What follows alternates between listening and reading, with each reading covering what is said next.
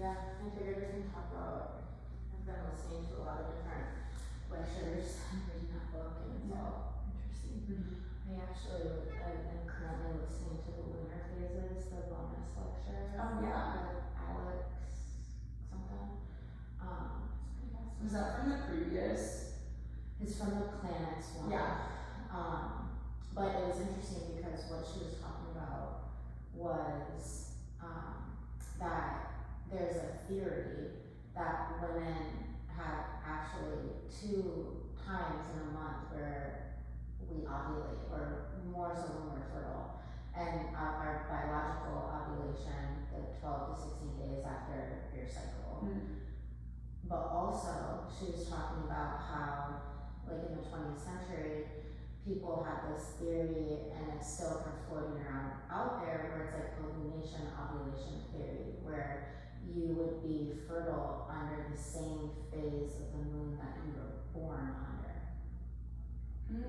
And so, and then it said if they link together, like your biological ovulation and your lunar ovulation, then you have like a more heightened fertility in that moment. Interesting. I have friends who have, their last 2 babies, she was like not in her ovulation window, like biological ovulation window, and she got pregnant. And they were both like, we have no idea how it happened. Like she tracked her cycle, like they at that point had 3 kids. And so she was like very careful, and she got pregnant. They were like, I don't understand why. Like it was literally like 8 days. Like there's no way that an egg could have like survived that long. So then they just told me that they were pregnant again. And she said it was literally like it was so close to my period that there was no way that I would even have been ovulating.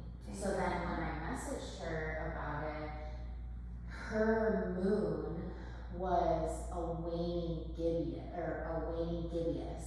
but she got pregnant the night that they conceived. It was a waning crescent, but they're like so close together that if you thought of like the theory of like the biological, where the ovulation can live for like 5 days, then the theory would stand true. That she would, because the gibbous is after. Right after, yeah. So it's just interesting, and I like looked into it a little bit more this morning, and it's just like it's just like so fascinating. And like I'm just sending some stuff on that because I'm like freaked out. Yeah, so it's like very fascinating. And then like she goes into the lecture, she's talking about the different phases that you're born under and how we hold personality traits like that phase. And that is just like, I've been building for like 2 years now a like moon dance ritual, and I've been playing about it, and I just like, it's almost done, but now that I listen to this lecture, and I have so much more I can put into it. It's almost done. Really what I need to do is just plug in the practices that go with the phases. But so I've always been like fascinated by the moon and the illumination of the moon, and so it was really interesting. And I also appreciated too that Adam had a woman teaching that specific lecture. Because I was like, okay, she is more in tune. Not that men are in tune with like the moon, but also, I think most of the people who are interested in learning this content are women, and they would like to hear it from a woman too. It's easier. Yeah, it just makes more sense. It's kind of like, I think it's like very bizarre when like you go to like a guy gyno, because it's like, why do you want to go there? Fucking weird. It's not the 1960s. We don't have to have guys. My mom always says that when my brother was born, her placenta like didn't come out all the way, and so the doctor, there was like a little like Asian nurse, and then the doctor was like male, and he was like, okay, who do you want? Because my mom was like, I don't know anyone's hand up there, and he was like, do you want mine or hers? Hers makes all hers. Like, I'll take hers. Yeah, which is so funny. Fair. Okay, ready? Yes. Let's do this. 5, 4, 3, 2, 1.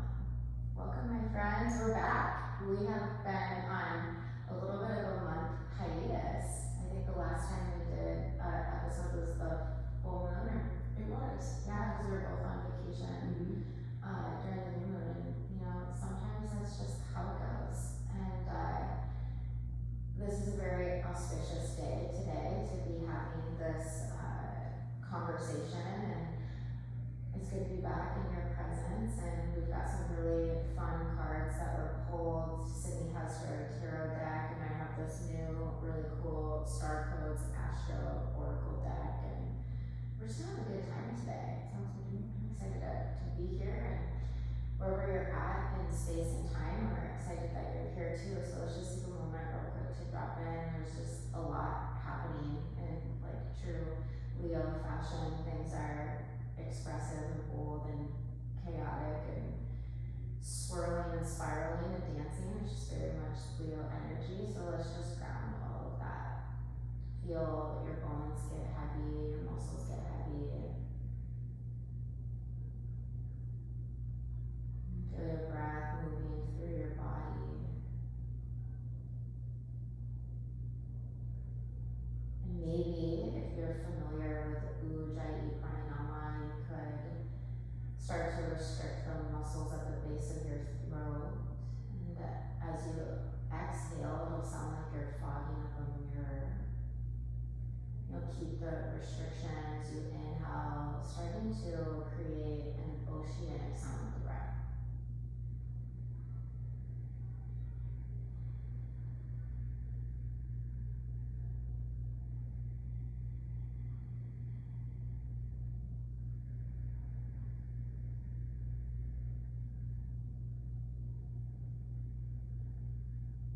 Feel your heartbeat connect to the Anahata chakra.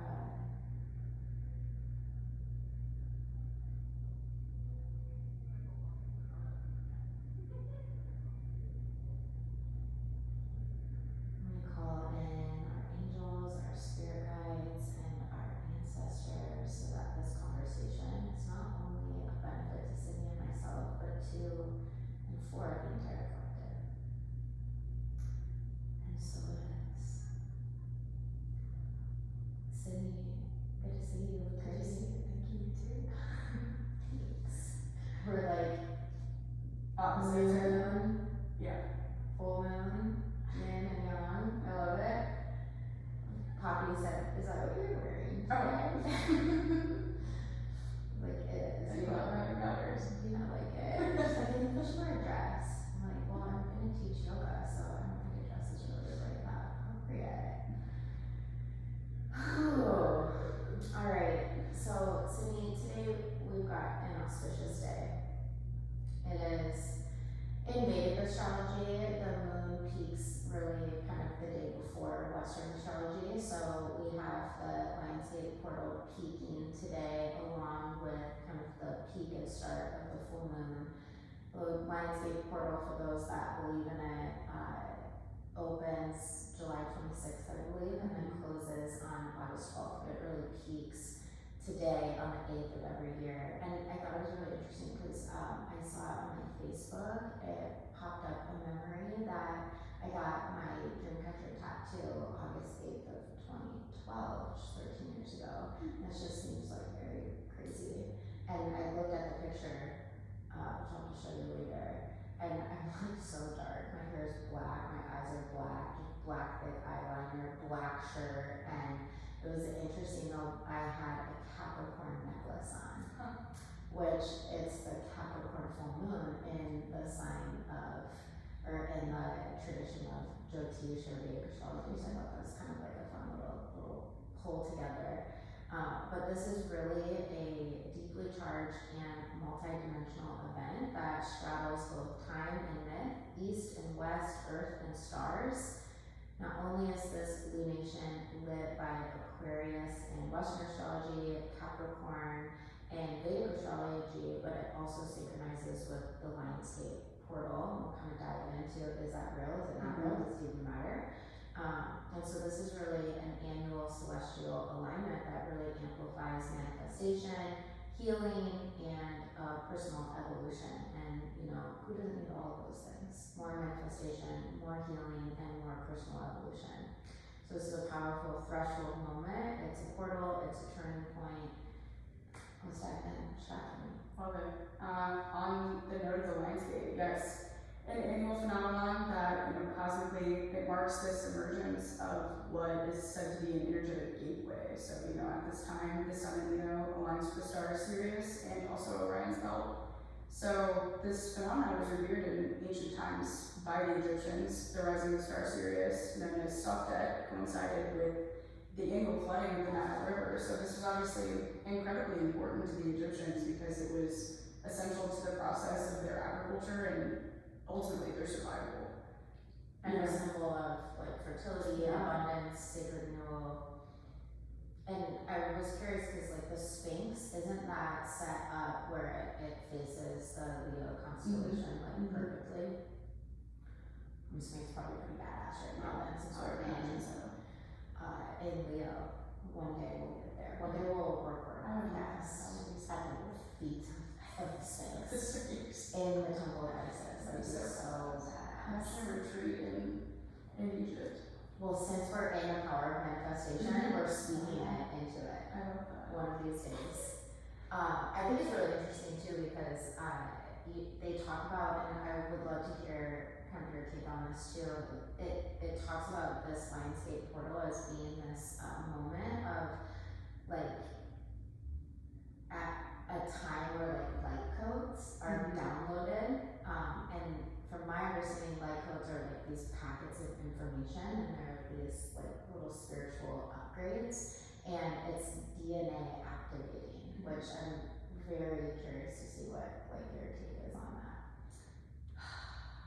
My take would just be like, again, if this is an energetic portal where there's just this emergence and this surgence of energy that's happening, I mean, I would think that this DNA activation is really just our DNA resonating with this higher frequency that's coming through. And also, Spirit has this way of, playing with our communication systems and allowing us to find these bits and pieces of information that are meant for us at that time. So I think when our light codes are getting activated, it's really when we're more so able to receive and understand the intel that's being presented in front of us. I love that. It makes me think of the story of how Ayurveda came about. And it said that like in the Indus Valley there was a really thriving village, and then over time the village became very polarized. And so the sages, the seers, the rishis, they fled to the Himalayas and they sat in meditation. And then the kind of information of Ayurveda was then downloaded into them. And then they went back to the village and worked one-on-one with village members, and then over time the village came back together and they were prosperous and thriving. And it makes me think like those are like the light codes that are downloaded.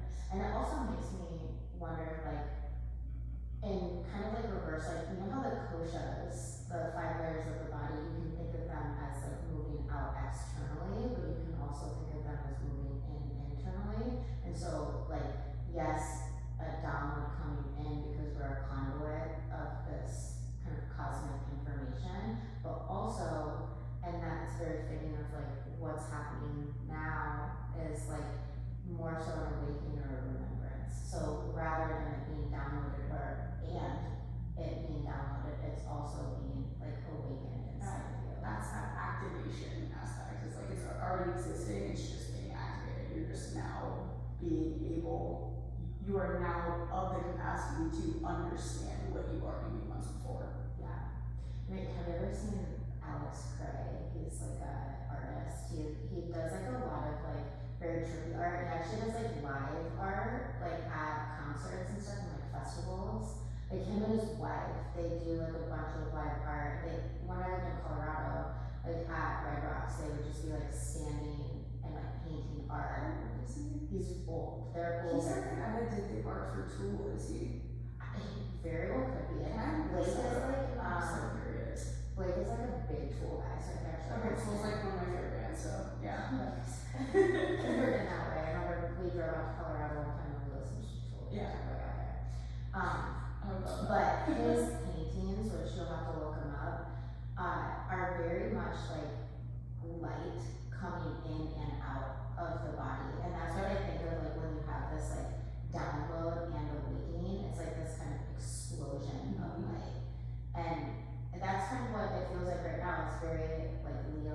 energy is just explosive, like creativity and expression. And so, you know, our astrology teacher is, you know, kind of this like groovy, like buff, very masculine guy who's incredibly knowledgeable, educated, and very interesting to sit at the feet of. But it's just, he had posted something today where it's like Lionsgate isn't a thing, it's like new agey woo woo, and we were talking about it before the podcast started, is like, I mean, does that even matter?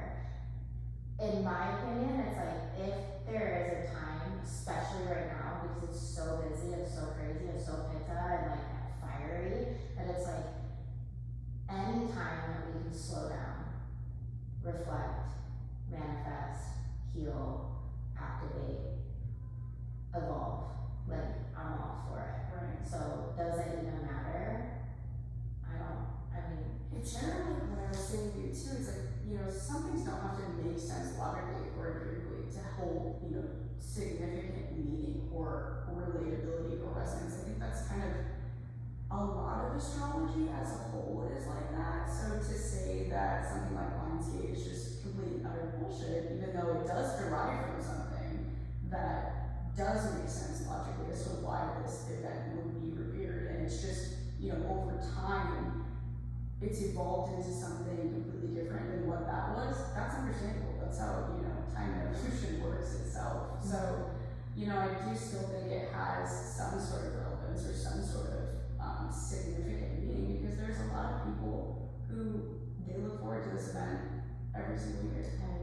And the whole thing that being, you know, on 8/8, like that's the numerology aspect is there, and I think that also deserves its recognition. Just because it isn't completely factual that it's Sirius rises on 8/8 every single year, sometimes it's some days before, sometimes it's some days after, that still doesn't matter. right. It's, you know, accessing higher frequency and soul memory and stepping into the soul purpose with courage and sovereignty. I mean, who doesn't want that? Who doesn't want to shine from the heart and lead from the soul and embody your essence? I mean, if we all took the opportunity to kind of bask in the energy of this portal, then I think there would be so much benefit to the greater good, and even on individual personal spaces, which, you know, we're studying the Hellenistic lens in Western astrology, which I think is really fascinating, and this full moon that technically in Western astrology will peak tomorrow, August 9th, but it's in the sign of Aquarius, and the sign of Aquarius is the visionary, the rebel, the sacred outsider, and Aquarius is ruled traditionally by Saturn, and we have this kind of a Saturn retrograde going on right now, which is really awakening a lot of karmic wounds.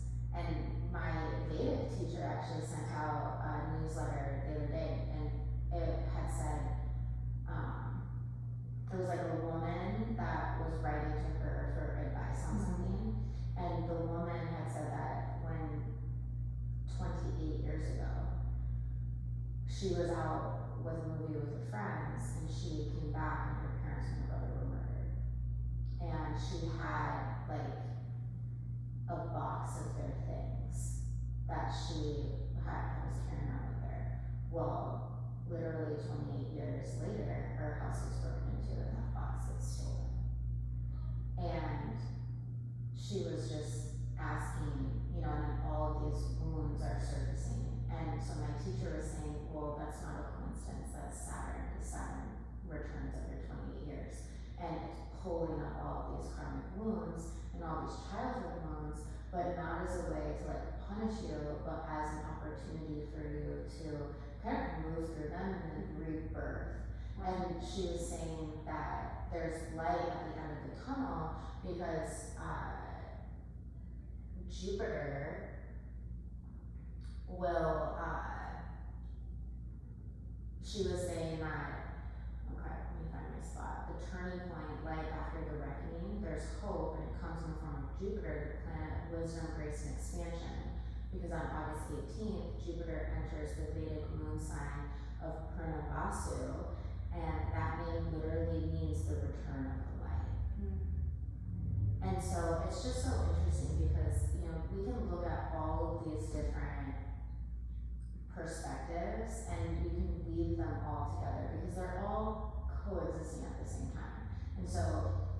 I was just talking to my teacher training group about how as modern yoga has evolved, a lot of like these like older yogis are like fusion style classes. They're like, that's not yoga. You can only do Ashtanga. You can only do Hatha. You can only do Vinyasa. And it's like, I'm like the biggest fusion style teacher ever. And it's just interesting because there's benefits of them all. And when we only go in one direction, and we talk about this a lot on podcasts, it's like when you only go into the shadow, you have to have the shadow, you have that light and shadow. Right. But when we only allow ourselves to believe one thing, it's such a disservice to not only yourself, but everyone around us, and because it's all happening at the same time. So if we expand our vision, which is really what this whole Aquarius is like, expand out, rebel against, break the norms, break free from old patterning. Think outside the box. Think outside the box, and that's like the energy that we're in right now. And it's, ruled by Saturn, and Saturn's, going crazy, and it's wreaking havoc. Like everyone I'm talking to has these like things that are surfacing, and that's the point of Saturn. And I know you have an interesting relationship with Saturn too. Yeah, me and Saturn are friends, kind of. We're trying to be friends. Yeah. So when we're talking about kind of full moon in Aquarius, it's really activating these themes of revolution and revelation, freedom and authenticity, community and humanity, and the integration of individual light with collective purpose. And the Leo Aquarius axis invites us to awaken the inner leader while aligning with the cause beyond ourselves. This is an invitation to break free from conditioning, societal expectations, and self-imposed limitations. Saturn, Aquarius' ancient ruler, currently retrograde during this lunation, urges us to reconsider our boundaries around spirituality, service, and compassion. And there may be a sense of dissolving structure so that a more truthful form can emerge. Yeah. Everything that you just said is perfect. I don't think I have anything to add to that, honestly. I like what you said about the Leo Aquarius axis. I agree. I think it really encourages us to be who we are, accept who we are, and to really show up in the world in our most true form. Which is hard Mm-hmm. and scary. According to the Vedic perspective, this full moon is in Capricorn, and really the signs aren't like very important in Vedic astrology. It's more so the lunar constellations that are the most, I guess, potent and powerful, and those are the nakshatras. And there's 27, some believe that there's 28, and I'm not incredibly familiar just from kind of following my two Vedic teachers that I have, but this, and we can go into the difference between the two, like, zodiac meanings, but this full moon really lands in what's called the sacred Shravana Nakshatra, and Shravana literally means hearing or listening, and it's symbolized by the ear. And this lunar mansion is a lunar mansion of deep spiritual attunement, learning, and divine messages received through sound, mantra, and intuitive wisdom. This moon is really drawing our awareness inward, which is traditionally a full moon would be more outward expression, and this is really inviting us to go inward and listen to the quiet voice of truth within, to honor our ancestral wisdom, and to commit to inner practice and disciplined self-study and align with action with Dharma. And it's interesting because we were just talking the other day about how that's something that you're currently struggling with right now, is this kind of self-discipline. Mm-hmm. And so right now is a really potent time to make these intentions and manifest this idea. And honestly, it might be really challenging right now because Saturn isn't retrograde, and that might be why it's tough to have discipline. I was doing such a good job in my sadhana for the last, we had a 16-day streak, and I was like, oh, we're back on it. And then I was just completely off, and I restarted it today. So Yay! this is the perfect time, obviously, for So me to do this. for your Savanna, Mhm. what, like, are you doing a different, like, is it a time frame when you're doing different practices? I'm doing each different day? practices, but I ideally am trying to stick with doing Kundalini each day. So different Kundalini practice each day. I could do the same one for a couple days in a row, but it's kind of just like, what do I need in this day? And then I go through, you know, a list of what I can do for what fits my needs for that time, and then that's kind of what I'm going with. So a little bit intuitive with it as well. I love that. Yeah. That's how I started off too. I wanted to do just like 20 minutes a day of either Kundalini, Nidra, or Yin. Yes. And I started that, and then once I got to 40 days of that, then I picked a particular Kriya that I did for 40 days.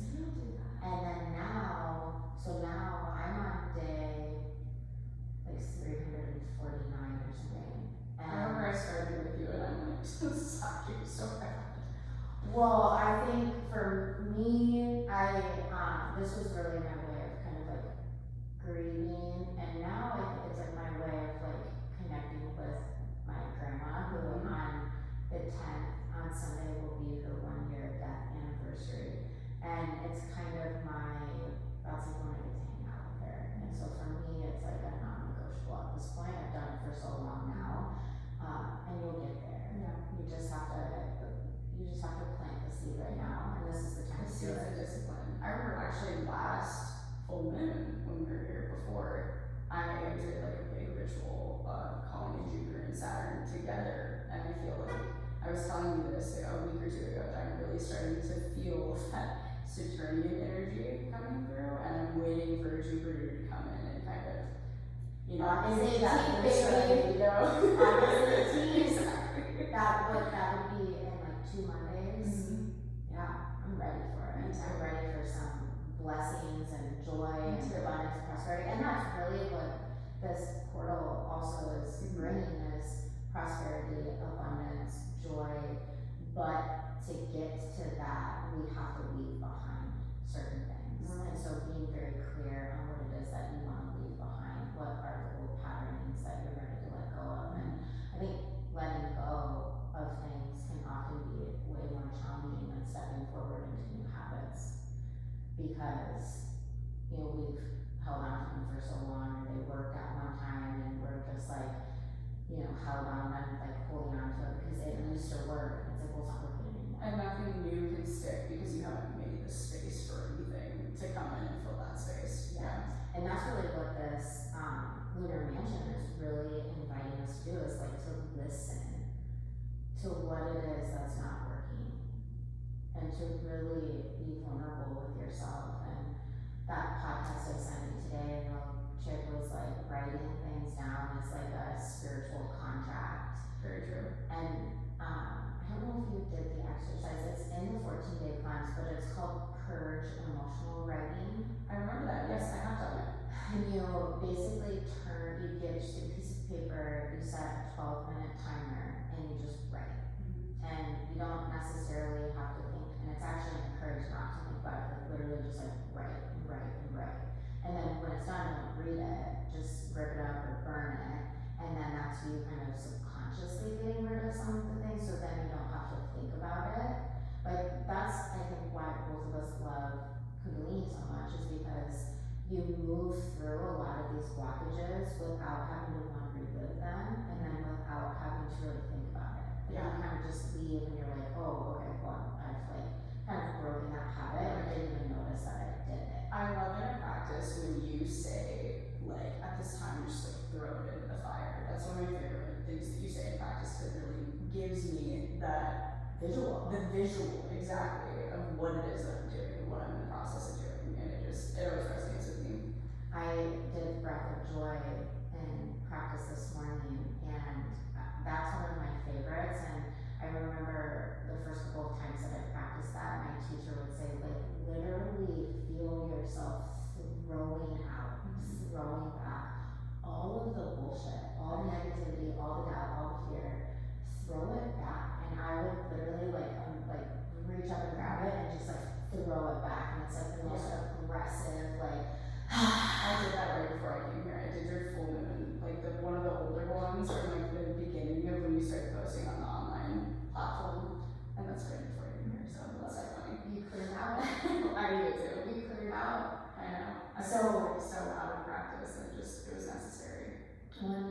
having some kind of like health Yeah, my immune system, I feel like when I'm overworked, my immune system just kind of gets crazy, and I was like battling, like, I always have this is so strange, but I always get skies whenever I'm going through some sort of like spiritual threshold. So it's like my body just signals to me, like when I'm under stress that might be unnecessary, and so it's always this like pause for me because they're really frustrating and painful, and so but I have to sit and I have to deal with it. I have to, put a hot compress on it and sit in the uncomfortability of it, but I can't do anything about it, and that is so hard for me to deal with, and it's so Saturnian in my eyes. And it's so like pitta. Yeah. And you have the styes, I get the kangaroos. Yes.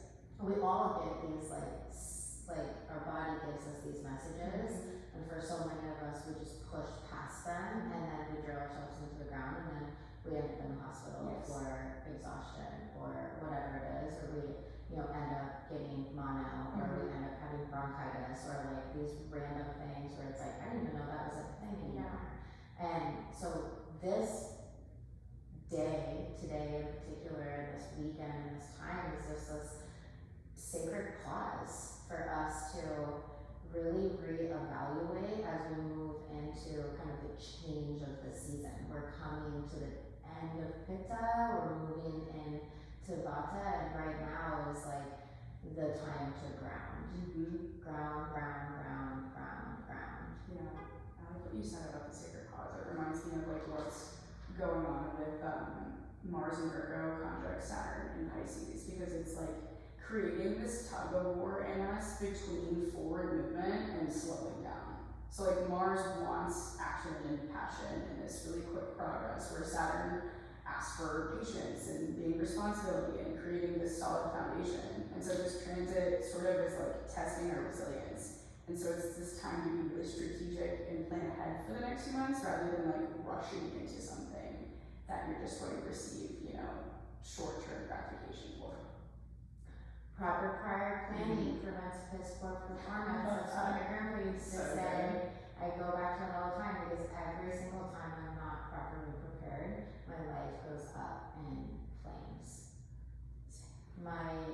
The state of my home, like I have a lot going on this weekend, and so Monday I have like it very intentionally, like nothing planned, and I'm gonna clean my house and like get ready, and then we're going on a trip. My sister-in-law's getting married, and so after that trip, I feel like it's gonna be like hunker down, like let's cozy up, cozy in. This has been, we literally blinked and the summer's gone. It's so crazy. It really is. It's absolutely mind-blowing. And that's just kind of, these cycles move so quickly that we need these moments, whether Lionsgate is real or not, whether you believe in the zodiac, whether you think that the moon, like my husband's like, oh, the moon doesn't like affect us, and like we are literally like 80% water, it absolutely does affect us, but like you don't have to think that, but it does. And so regardless of like what you believe in, what you don't believe in, these are just really times for us to pause, manifest, reflect, evolve. And if we all did that, how much faster this evolution of the collective would be. And that's really what Aquarius is all about, is like the collectives. Let's like break free, let's shake out, let's rebel against all the things that we ever thought, and start to create and build this new paradigm forward.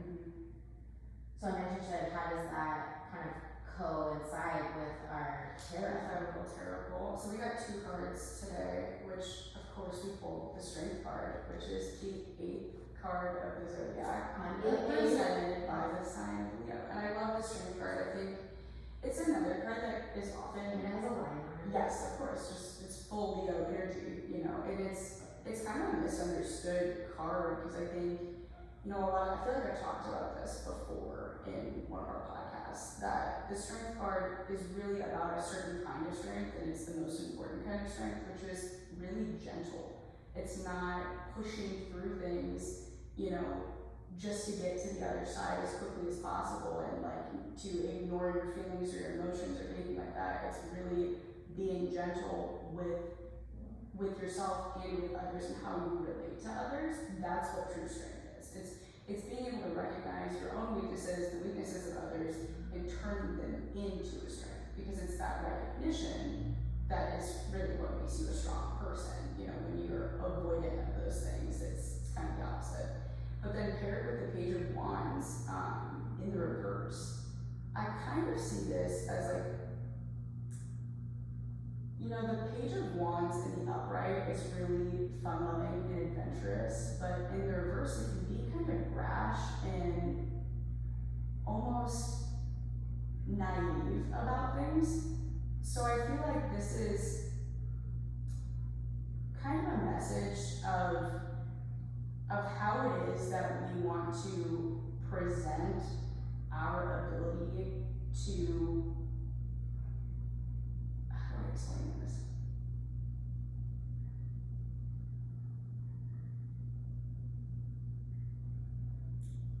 I had this like completely in my head before and I'm just losing it. But it's almost how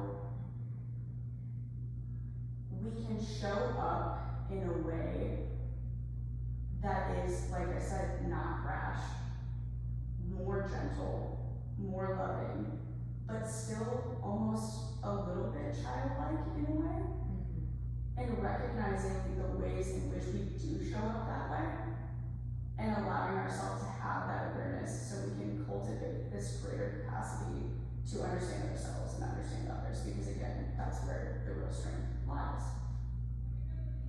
I love that. These cards are absolutely beautiful, and I mean, of course, we would pick the 8th card. I wasn't as auspicious as you were.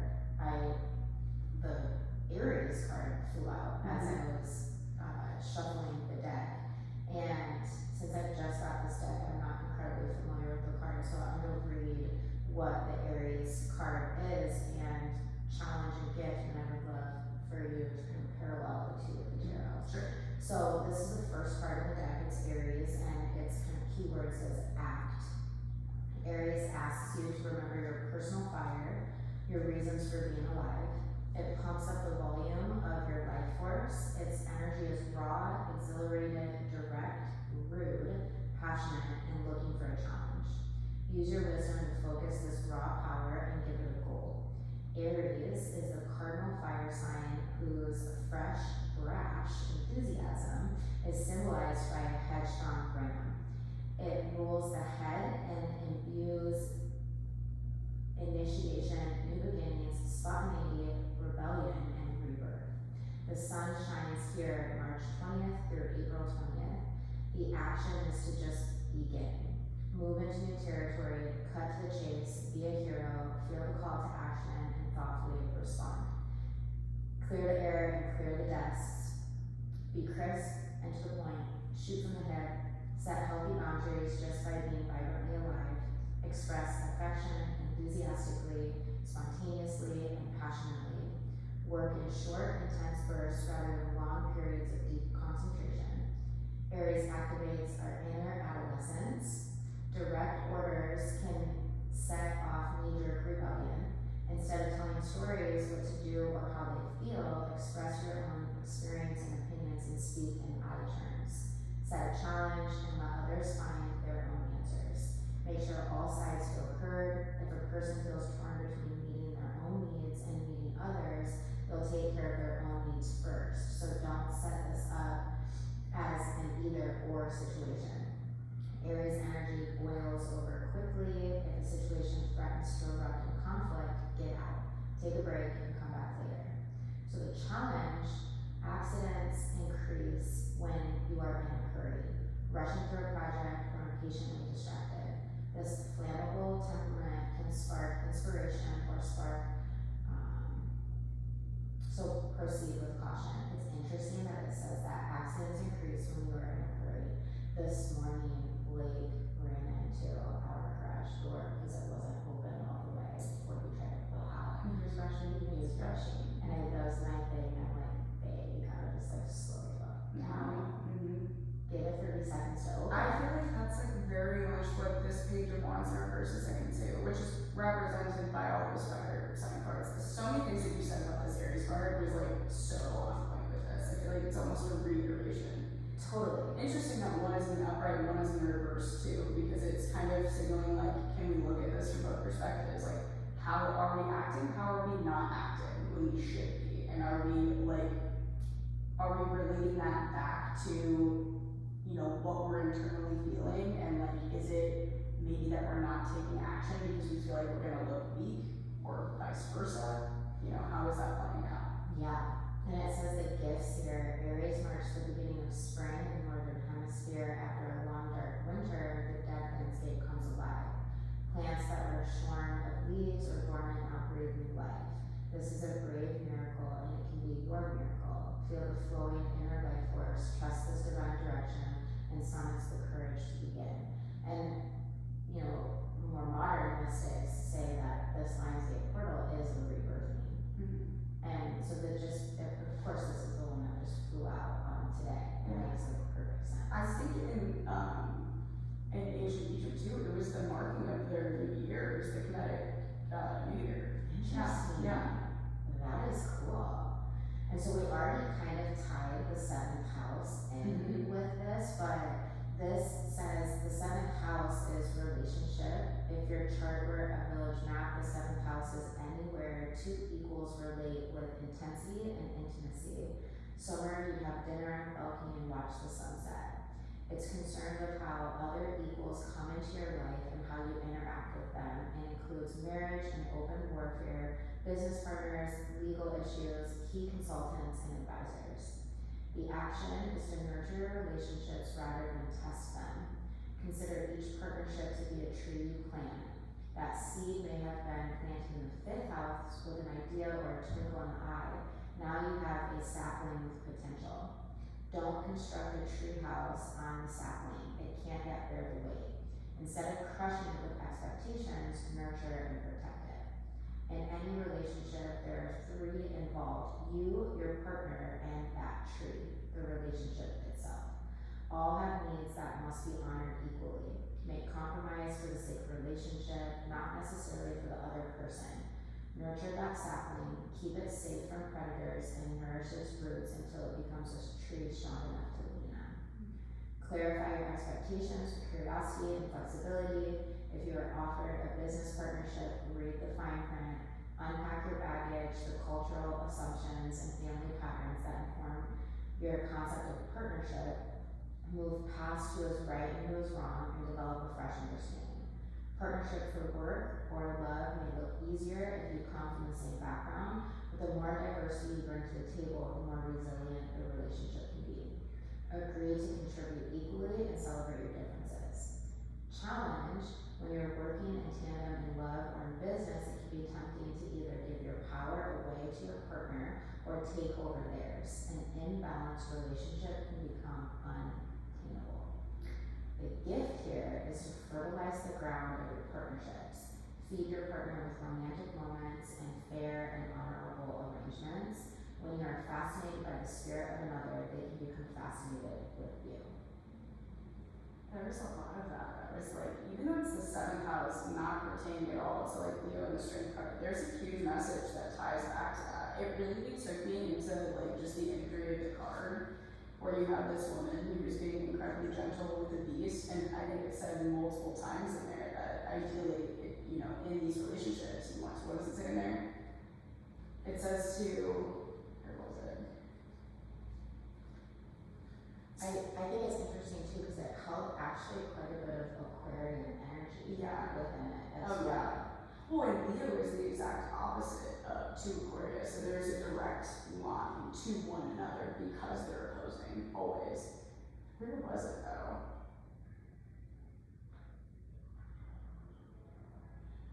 I'm excited to get to know this deck. As Sydney's looking at this, I'll put this in the show notes, but it's the Star Codes Astral Oracle by Heather Rowan Robbins, and it is absolutely stunning. The artwork is just so brilliant, and that's what really attracted me to the deck. But I really love the because sometimes you can get a book and you're like, okay, this is fucking bullshit. Like, this person like barely wrote anything in here.